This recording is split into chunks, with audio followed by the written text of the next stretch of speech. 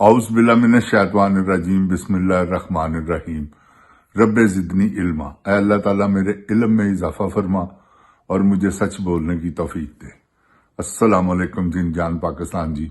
ओए गोली क्यों चलाई हूं? जिन जान पाकिस्तान जी, इन्होंने, क्योंकि इमरान खान साहब ने, सबसे पहली बात आपसे ये करनी है कि इमरान खान साहब ने एहतजाज की कॉल दे दी। अभी तारीख डिसाइड नहीं हुई और ये एहतजाज होगा और पब्लिक जो है वो भी यही चाहती है। तो उम्मीद करता हूं आप लोगों से कि आप भरपूर तरीके से पाकिस्तान का दिफा करेंगे और अपने घरों से बाहर निकलेंगे। अगर आप अपने घरों से बाहर निकल आए तो जिन जान जी, ये हुकूमत इतनी मजबूत नहीं कि टिक सके। ऐ फिर फारग है विच ते जे ऐ फारग हो गए तो समझ लो वो तानू अल्लाह ने नवी जिंदगी पाकिस्तान नू दे दी। ते जे ऐ मुसलत रहे तो फिर सवाल ही पैदा नहीं होता कि तुसी तरक्की कर जाओ, क्योंकि तरक्की करने का इको ही तरीका है, वो जमहूरीयत।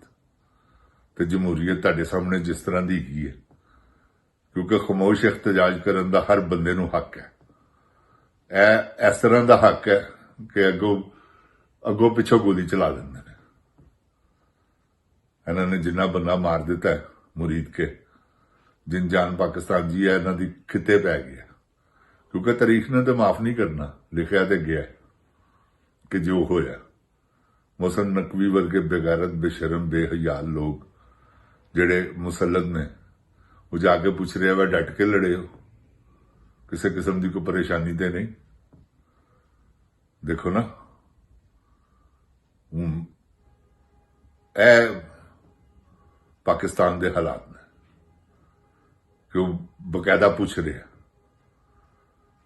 तो जिंद जान पाकिस्तान जी, तुसी निकलना है। जी कॉल की डेट मिलनी है ना तुहानू, एहदे च तुसी आजादी लैनी।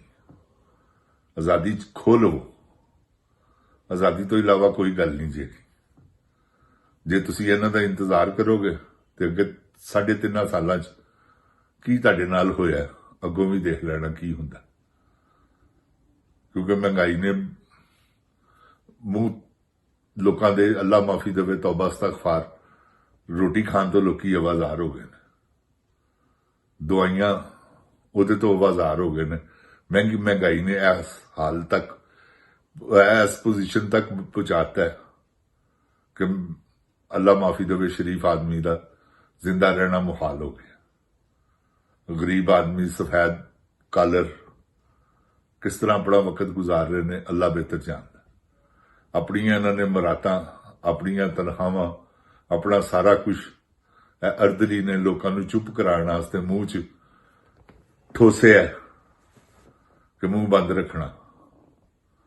तो जिन जान पाकिस्तान जी, इन्होंने तो कर ले ने मुंह बंद। तो तुसी इंशाअल्लाह, मैनू उम्मीद है अल्लाह के घर से कि तुसी अपना हक खोवोगे। जिस तरह श्रीलंका ने, नेपाल ने, बांग्लादेश ने अपने हक खोए ने, तुसी कश्मीरियत की मिसाल ले लो। मुनज़म होकर बाहर निकले ने, अपनी उन्होंने हर शरायत मनवाई है इन्होंने को। अजे विच फड्डा है, लेकिन वो फिर भी इंशाअल्लाह क्लीयर करवाएंगे।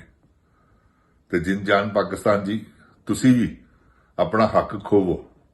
वो किस तरह खोया जाएगा? जदों तुसी निकलोगे।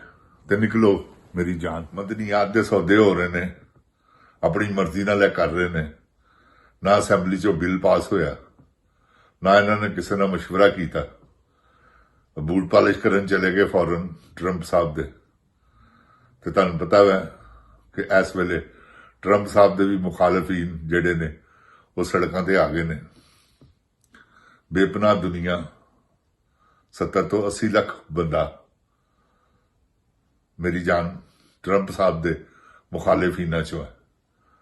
ते कोई शोर शराबा नहीं, कोई कुछ नहीं, कोई हंगामा नहीं, कोई ਅਗਲੇ ਨੇ ਗਮਲਾ ਨਹੀਂ ਤੋੜਿਆ ਤੇ ਐਡੇ ਐਡੇ ਵੱਡੇ ਜਲੂਸ, ਐਡੀਆਂ ਐਡੀਆਂ ਵੱਡੀਆਂ ਰੈਲੀਆਂ ਕਿ ਤੁਸੀਂ ਸੋਚ ਨਹੀਂ ਸਕਦੇ। ਜਿਨ ਜਾਨ ਪਾਕਿਸਤਾਨ ਜੀ 8-8, 10-10 ਲੱਖ ਦਾ ਮਜਮਾ, 5-4 ਲੱਖ, 2 ਲੱਖ, 3 ਲੱਖ, ਐਡੇ ਐਡੇ ਵੱਡੇ ਮਜਮੇ ਹੋਏ ਨੇ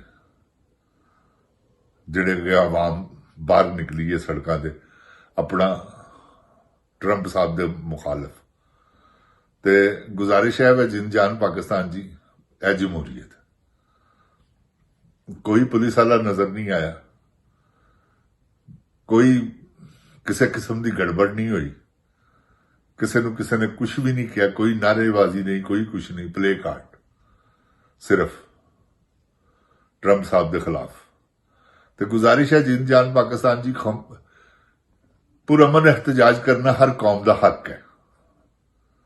ਅਗਰ ਇਹ ਹੱਕ ਖੋਇਆ ਜਾਏਗਾ ਲੋਕਾਂ ਕੋਲੋਂ ਤੇ ਇਹ ਜ਼ਿਆਦਤੀ ਵਾਲੀ ਗੱਲ ਹੈ। ਜਿਸ ਤਰ੍ਹਾਂ ਇਹਨਾਂ ਨੇ ਖੋਇਆ, ਜੋ ਇਹਨਾਂ ਨੇ ਸਾਨੀਆ ਮੁਰੀਦ ਕੇ, ਸਾਨੀਆ 26 ਨਵੰਬਰ, ਅਕਤੂਬਰ, ਜਿਹੜੇ ਇਹਨਾਂ ਨੇ ਸਾਨੀਆ ਕੀਤੇ ਨੇ ਕਸ਼ਮੀਰ 'ਚ, ਫਿਰ 9 ਮਈ ਨੂੰ ਜਿਨ ਜਾਨ ਪਾਕਿਸਤਾਨ ਜੀ, ਇਨਫ ਇਜ਼ ਇਨਫ।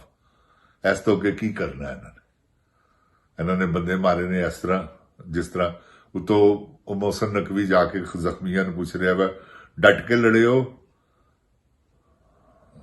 ਦੇਖੋ ਨਾ ਕੈਸੀ ਗੱਲ ਹੈ, ਕੈਸਾ ਬੇਗੈਰਤ ਦਾ ਬੱਚਾ ਹੈ ਕਿ ਉਹਨੇ ਕੈਸੀ ਗੱਲ ਕੀਤੀ ਜਾ ਕੇ ਜ਼ਖਮੀਆਂ ਨੂੰ ਕਹਿ ਰਿਹਾ ਵਾ ਤੇ ਸਾਰੀ ਕੌਮ ਸੁਣ ਰਹੀ। ਤੇ ਜਿਨ ਜਾਨ ਪਾਕਿਸਤਾਨ ਜੀ, ਇਹ ਪਾਕਿਸਤਾਨ ਦੇ ਮੁਖਾਲਿਫੀਨ ਨੇ, ਇਹ ਪਾਕਿਸਤਾਨ ਦੇ ਫੇਵਰ 'ਚ ਨਹੀਂ। ਐਡਾ ਵੱਡਾ ਪੈਸਾ ਕਮਾ ਲਿਆ ਹੈ, ਦੁਬਈ 'ਚ ਜਾਇਦਾਦਾਂ ਬਣਾ ਲਈਆਂ ਬੜੀਆਂ ਢੇਰ ਸਾਰੀਆਂ, ਹਰ ਇੱਕ ਨੇ, ਕਿਸੇ ਨੇ ਇੰਗਲੈਂਡ ਤੇ ਕਿਸੇ ਨੇ ਅਮਰੀਕਾ ਤੇ ਕਿਸੇ ਨੇ ਆਸਟ੍ਰੇਲੀਆ ਤੇ ਕਿਸੇ ਨੇ ਸਵਿਟਜ਼ਰਲੈਂਡ, ਸਾਰਾ ਪੈਸਾ ਬਾਹਰ ਕੱਢੀ ਜਾ ਰਹੇ ਨੇ ਔਰ ਪਾਕਿਸਤਾਨ ਨੂੰ ਖੋਖਲਾ ਇਹਨਾਂ ਨੇ ਕਰ ਦਿੱਤਾ। ਇਹ ਕਰਜ਼ ਕੌਣ ਲਾਏਗਾ ਜਿਹੜੇ ਇਹ ਚੜਾ ਰਿਹਾ ਵਾ ਅਰਦਲੀ ਬੂਟ ਪਾਲਸ਼ੀਆ ਲੇਲਾ। ਜਿਨ ਜਾਨ ਪਾਕਿਸਤਾਨ ਜੀ 35 ਤੋਂ 40 ਲੱਖ, 35 ਤੋਂ 40 ਅਰਬ ਰੋਜ਼ ਦਾ ਕਰਜ਼ ਲੈ ਰਿਹਾ ਬੈਂਕਾਂ ਕੋਲੋਂ। ਇਹਦੇ ਪਿਓ ਨੇ ਕਬਰ 'ਚ ਆ ਕੇ ਪੈਸੇ ਦੇਣੇ ਨੇ, ਉਹਦੇ 'ਚੋਂ ਅੱਧੇ ਪੈਸੇ ਬਾਹਰ ਜਾ ਰਹੇ ਨੇ, ਕੋਈ ਪੁੱਛਣ ਵਾਲਾ ਨਹੀਂਗਾ, ਕਿਉਂਕਿ ਜਿਹੜੇ ਪੁੱਛਣ ਵਾਲੇ ਨੇ ਉਹਨਾਂ ਦੀ ਆਪ ਮਫਾਦ ਹੈ, ਉਹ ਆਪ ਵਿੱਚੋਂ ਖਾ ਰਹੇ ਨੇ ਤੇ ਪੁੱਛਣਾ ਕਿਨੇ ਹੈ। ਜਦੋਂ ਚੌਂਕੀਦਾਰ ਹੀ ਚੋਰ ਹੋ ਜਾਵੇ ਤੇ ਫਿਰ ਮੁਲਕਾਂ ਦੇ ਇਹ ਹਾਲ ਹੁੰਦੇ ਨੇ ਜੋ ਸਾਡੇ ਪਾਕਿਸਤਾਨ ਦਾ ਹੋ ਰਿਹਾ। ਤੇ ਜਿਨ ਜਾਨ ਪਾਕਿਸਤਾਨ ਜੀ, ਮੇਰੀ ਗੁਜ਼ਾਰਿਸ਼ ਹੈਗੀ ਹੈ ਤੁਹਾਡੇ ਅੱਗੇ ਕਿ ਤੁਸੀਂ ਆਪਣੇ ਮੁਲਕ ਦੀ ਖਾਤਰ ਨਿਕਲੋ। ਤੁਸੀਂ ਨਹੀਂ ਨਿਕਲੋਗੇ ਇਹ ਤੁਹਾਨੂੰ ਨਿਚੋੜ ਦੇਣਗੇ। ਅੱਧਾ ਤੇ ਇਹਨਾਂ ਨੇ ਨਿਚੋੜ ਦਿੱਤਾ ਤੇ ਕੁਝ ਜਿਹੜਾ ਬਾਕੀ ਰਹਿ ਗਿਆ 60%, 60% ਇਹਨਾਂ ਨੇ ਬਰਬਾਦ ਕਰ ਦਿੱਤਾ ਤੇ 40% ਹੈ ਉਹ ਵੀ ਸਾਡੇ ਜਿਹੜੇ ਮਦਨੀਆਤ ਨੇ, ਅਗਰ ਉਹ ਬਚ ਜਾਣ ਇਹਨਾਂ ਦੀਆਂ ਨਜ਼ਰਾਂ ਤੋਂ ਤੇ ਸ਼ਾਇਦ ਕੁਝ ਬਿਹਤਰ ਹੋ ਜਾਵੇ, ਕਿਉਂਕਿ ਮਦਨੀਆਤ ਤੇ ਨਿਕਲ ਰਿਹਾ, ਸੋਨੇ ਨੇ ਅਜੇ ਨਿਕਲਦੇ ਟਾਈਮ ਲੈਣਾ।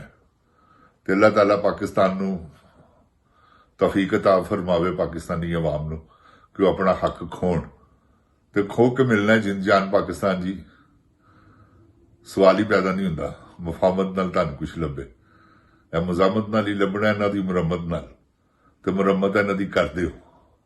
ਸ੍ਰੀਲੰਕਾ ਵਾਲਿਆਂ ਨੇ ਕੀਤੀ, ਬੰਗਲਾਦੇਸ਼ ਵਾਲਿਆਂ ਨੇ ਕੀਤੀ, ਨੇਪਾਲ ਵਾਲਿਆਂ ਨੇ ਕੀਤੀ, ਤੁਸੀਂ ਵੀ ਕਰਦੇ ਹੋ। ਅੱਲਾਹ ਤਾਲਾ ਪਾਕਿਸਤਾਨ ਦਾ ਹਾਮੀ ਔਰ ਨਾਸਰ ਹੋਵੇ। ਅੱਲਾਹ ਤਾਲਾ ਮੇਰੇ ਪਾਕਿਸਤਾਨ ਨੂੰ ਆਪਣੀ ਹਿਫਜ਼ੋ ਈਮਾਨ 'ਚ ਰੱਖੇ। ਅੱਲਾਹ ਤਾਲਾ ਇਮਰਾਨ ਖਾਨ ਦੀਆਂ ਮੁਸ਼ਕਿਲਾਂ, ਮੁਸੀਬਤਾਂ, ਤਕਲੀਫਾਂ ਆਸਾਨੀਆਂ 'ਚ ਬਦਲੇ। ਜਿਨ ਜਾਨ ਪਾਕਿਸਤਾਨ ਜ਼ਿੰਦਾਬਾਦ, ਜਿਨ ਜਾਨ ਪਾਕਿਸਤਾਨ ਦੀ ਆਵਾਮ ਜ਼ਿੰਦਾਬਾਦ। ਓਏ ਗੋਲੀ ਕਿਉਂ ਚਲਾਈ